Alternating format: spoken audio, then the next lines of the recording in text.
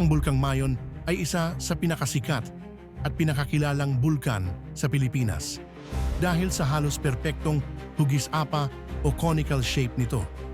Matatagpuan ito sa lalawigan ng Albay sa rehiyon ng Bicol at itinuturing na simbolo ng kagandahan at lakas ng kalikasan sa bansa. Ayon sa alamat, ang pangalan ng bulkan ay nagmula sa kwento ni Daragang, Magayon at Panganoron, isang trahedyang pag-ibig na naging bahagi ng kultura at kasaysayan ng mga Bicolano.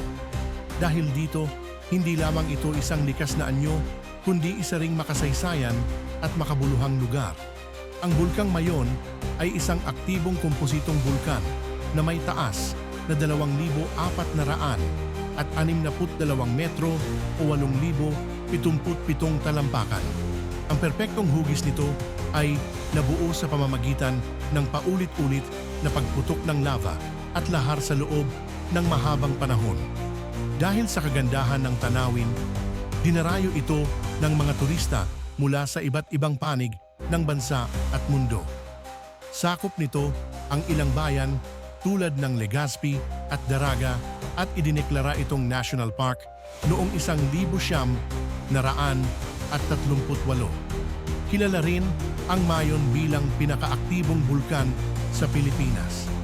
Sa loob ng mahigit 400 taon, nakaranas na ito ng halos 50 pagsabog. Ayon sa kasaysayan, may 47 na italang pagsabog. Ang una ay noong 1616.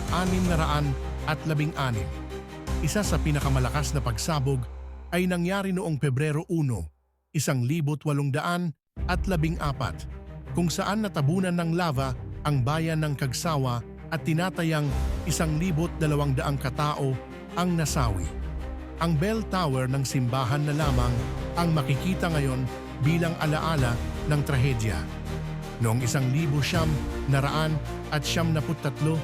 isang malakas na pagsabog ang nagdulot ng pyroclastic flows na kumitil sa buhay ng 77 katao. Karamihan ay mga magsasaka.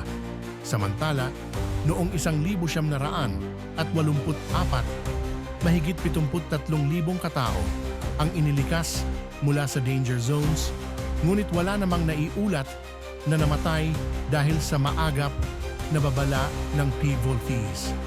At ngayong taong 2026, muling nagpapakita ng pag-aalboroto ang Bulkang Mayon, paalala na sa kabila ng kanyang kagandahan, ito ay nananatiling isang makapangyarihang puwersa ng kalikasan na dapat igalang at paghandaan. Kung gusto mo pang makarinig ng trivia at kasaysayan, please like and share this video at huwag kalimutang i-click ang subscribe button.